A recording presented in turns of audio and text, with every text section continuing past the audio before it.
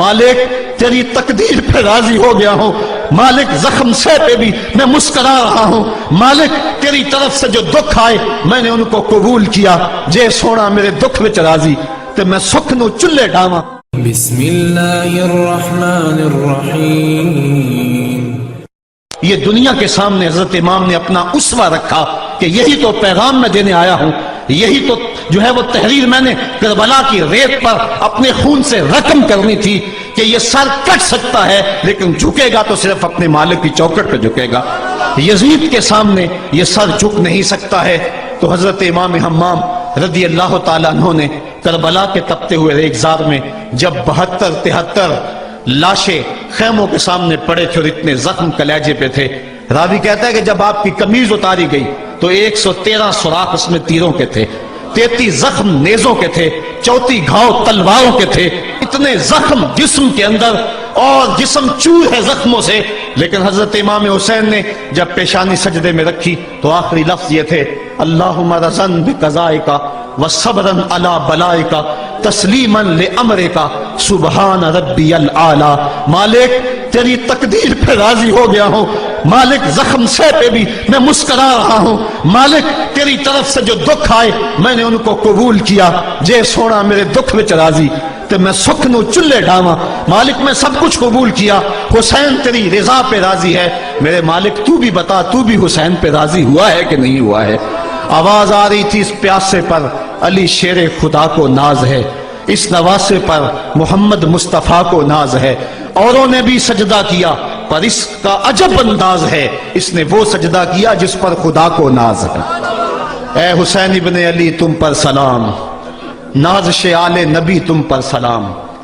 آج لہجہ بھی دم توڑ رہا ہے اور سورج بھی درد غروب سے زرد ہو رہا ہے، وقت کے دامن میں گنجائش نہیں کہ میں اس مضمون کو چھیڑوں، آؤ ہم سلام کرتے ہیں۔ یہ سورج سامنے چمک رہا ہے، میں یہاں بیٹھا سوچ رہا تھا کہ ہم نے تو نہیں دیکھا، اے سورج دوپہر کا وہ منظر تم نے تو دیکھا تھا جب کربلا میں حسین کا سر کٹا تھا، جب گھر لٹا تھا، جب خیموں کو آگ لگی تھی، جب سکینہ رو رہی تھی اور جب گھوڑا خالی پلٹا تھا اور سکینہ پوچھتی تھی گھوڑے تو خالی آ گیا ہے، حسین کہاں چھوڑ آیا ہے۔ آج یہ سورج یہ چمک چمک کے وہ ہمیں کہانی سنا رہا ہے اور ہمیں پیغام دے رہا ہے کہ نبی کے نام پہ حسین نے تو سر کٹا دیا۔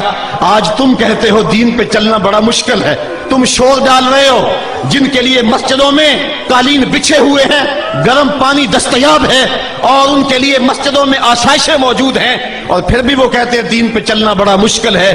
ذرا دیکھو حسین ابن علی کو سجدے میں سر رکھ کے، پیشانی رب کے حضور رکھ کے حسین ابن علی کہہ رہے ہیں مالک میں سر کٹا کے بھی تیرے حضور حاضر ہوں اور تجھ پہ راضی ہوں، تو بھی بتا کہ تو بھی حسین پہ راضی ہے یا نہیں ہے۔ اے حسین ابن علی تم پر سلام، نازش آل نبی تم پر سلام، تم پہ لاکھوں رحمتیں لاکھوں سلام۔ اے شہیدان محبت کے امام، لالا گوں لالا بدن لالا چمن، اے چمن اندر چمن اندر چمن، زندگی ہی زندگی تیری حیات، اے حیات اندر حیات، افتخار ملت بیضا ہے تو، رب کعبہ کی قسم یکتا ہے تو، فخر کا دل میں دریچہ باز کرنا چاہیے، جن کا تو آقا ہے ان کو ناز کرنا چاہیے۔ آج ہم ناز کرتے ہیں حسین ابن علی پہ، ہم آ حسین والے نہیں ہیں، ہم واہ حسین والے ہیں۔ واہ حسین تیری عظمت کو سلام، اتنے زخم کلیجے پہ ہو تو کھڑا نہیں ہوا جاتا، لیکن جبر کے خلاف کتنی قوت سے کھڑا ہے۔ حسین ابن علی نے اپنا نمونہ لوگوں کے سامنے رکھنا تھا۔ تو اقبال کہتا ہے سرخ رو عشق غیور از خون او، شوخی این مصرع از مضمون او۔ یزید مٹ گیا، یزید کا نام مٹ گیا، اس کا تشخص مٹ گیا، حسین کل بھی زندہ تھا، حسین آج بھی زندہ ہے۔ مرتا تو وہ ہے جس کی فکر مر جائے، مرتا تو وہ ہے جس کا نسب العین مر جائے، مرتا تو وہ ہے جس کا مشن ختم ہو جائے۔ حسین کا نسب العین زندہ، حسین کی فکر زندہ، حسین کا مشن زندہ، حسین زندہ، حسین کا نانا بھی زندہ۔ آج بھی ہزاروں کروڑوں اربوں انسان حسین کا نام لے کے جی رہے ہیں۔ میں کہتا ہوں اگر کوئی یزید کا نام بھی لیتا ہے تو وہ سر جھکا کے دیتا ہے کہ کیسا تمہارا لیڈر ہے جس کا نام لیتے ہوئے بھی تمہیں شرم آتی ہے، نام لینے سے پہلے سر جھکاتے ہو، نام لیتے ہوئے پسینہ پسینہ ہوتے ہو، نام لینے کے بعد منہ چھپا لیتے ہو، تمہیں اپنے قائد اور اپنے لیڈر کا نام لیتے بھی شرم آتی ہے، اور جب ہمارے لبوں پہ نام حسین آتا ہے ہمارا قد اونچا ہو جاتا ہے، ہمارا سر فخر سے بلند ہو جاتا ہے۔ فخر کا دل میں دریچہ باز کرنا چاہیے، جن کا تو آقا ہے ان کو ناز کرنا چاہیے۔ تو حسین ابن علی نے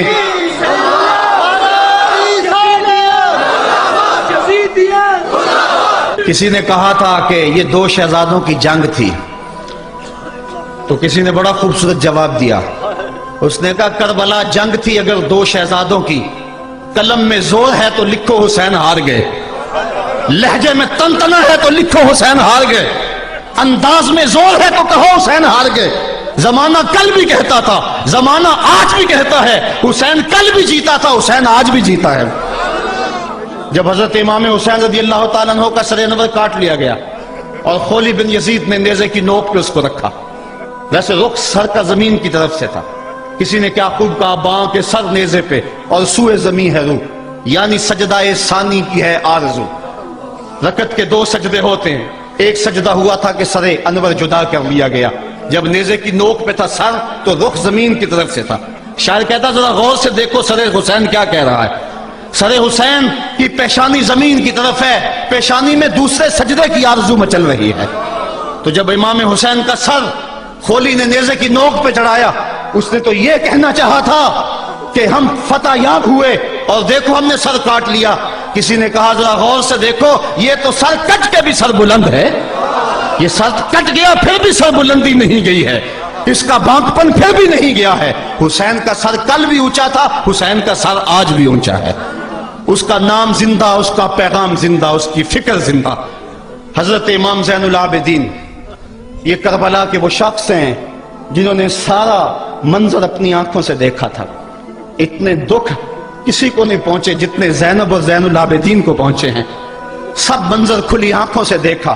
14 سال کی عمر ہے، بیمار ہیں، تاریخ بتاتی ہے اس کے بعد ساری زندگی حضرت زین العابدین نے ٹھنڈا پانی نہیں پیا، جب پانی پینے لگتے تڑپنے لگتے، کہتے مجھے سکینہ کی پیاس یاد آتی ہے، مجھے علی اصغر کا تڑپنا یاد آتا ہے، ساری زندگی پھر ٹھنڈا پانی نہیں پیا۔ حضرت امام زین العابدین نے یہ سارا منظر کھلی آنکھوں کے ساتھ دیکھا تھا، اور پھر آپ نے دمشق کے بازاروں میں بھی اور کوفے کی گلیوں کے اندر بھی سروں کا یہ قافلہ اپنی قیادت کے اندر جو ہے وہ گزارا تھا۔ جب یزید کے دربار کے اندر حضرت امام زین العابدین پہنچے تو یزید نے پہلے تو جو ہے وہ دکھ کا اظہار کیا۔ بعض لوگ یہاں سے یزید کی بریت کا اعلان کرتے ہیں، یہاں کسی نے بڑی خوبصورت بات کہی کہ قاتل کی پشیمانی مقتول کی اہمیت کو تو بڑھا سکتی ہے لیکن اس کے دامن سے قتل کے داغ کو نہیں دھو سکتی۔ تو اس نے یہ سب کچھ کیا، یہ بس اس کے ٹسلے تھے جو وہ بہانے لگا، لیکن بعد میں اس نے حضرت امام حسین رضی اللہ تعالی عنہ کے دانتوں کے اوپر جو ہے وہ چھڑی مارنا شروع کر دی۔ تو حضرت ابو برزہ اسلمی صحابی رسول وہاں موجود تھے، وہ کھڑے ہو گئے، اٹھ کے بدن کانپتا ہے ان کا، کہنے لگے ظالم ارفع قدیبہ کا، یہاں اپنی چھڑی ہٹا لے، میں نے اپنی ان آنکھوں سے دیکھا ہے کہ کان رسول اللہ صلی اللہ علیہ وسلم یلسمہ، حضور نے ان ہونٹوں کو خود چوما ہے۔ تو یہ کہہ کہ آپ دربار سے نکل گئے اور روتے تھے اور آپ کے بدن پہ کپ کی پتاری تھی۔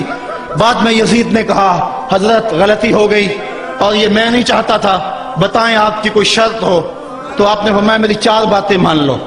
ان 4 باتوں میں ایک بات یہ تھی کہ سر حسین اور سر شہیداں ہمارے سپرد کر دو تاکہ ہم کربلا جا کے ان کی تدفین کر سکیں۔ دوسری یہ تھا کہ ہمیں مدینہ حفاظت سے پہنچا دو۔ تیسری شرط یہ تھی مجھے جو ہے وہ جمعے کا خطبہ دینے کی اجازت دو آج دمشق جامع مسجد کے اندر۔ چوتھی بات آپ نے یہ فرمائی کہ قاتلان حسین جو ہے وہ میرے سپرد کرو۔ اس نے کہا ہاں کون ہے قاتل حسین کا؟ لوگوں نے کہا خولی ہے۔ خولی نے کہا میں نے قتل نہیں کیا، یہ سنان بن انس نخی نے کیا ہے۔ سنان بن انس نخی کو کہا ہاں تو بتا، کہنے لگا میں قتل کیوں کرنا تھا، یہ تو شمر ذل جوشن نے کیا ہے۔ شمر ذل جوشن کو کہا تو بتا، کہنے لگا میں نے قتل نہیں کیا، میرا کون سا حسین نے کچھ بگاڑا تھا، قتل اس نے کیا ہے جس کی حکومت کو خطرہ تھا۔ تو یہ ہے وہ ہے قاتل حسین کا۔ اب یزید کہنے لگا تمہاری یہ شرط تو میں پوری نہیں کر سکتا، یہ بات تو پوری نہیں کر سکتا، اب خطبہ دے لو۔ اب حضرت امام زین العابدین خطبہ دینے کے لیے کھڑے ہوئے۔ خطابت تو اس گھر کی لونڈی ہے، جب یہ بولتے ہیں تو حکمت کے موتی دولتے ہیں۔ جو ہی امام زین العابدین کھڑے ہوئے، 14 سال عمر ہے اور دمشق کی جامع مسجد ہے، یزید بھی بیٹھا تھا، یعنی سلطنت بھی تھے، عوام کا بھی ہجوم تھا۔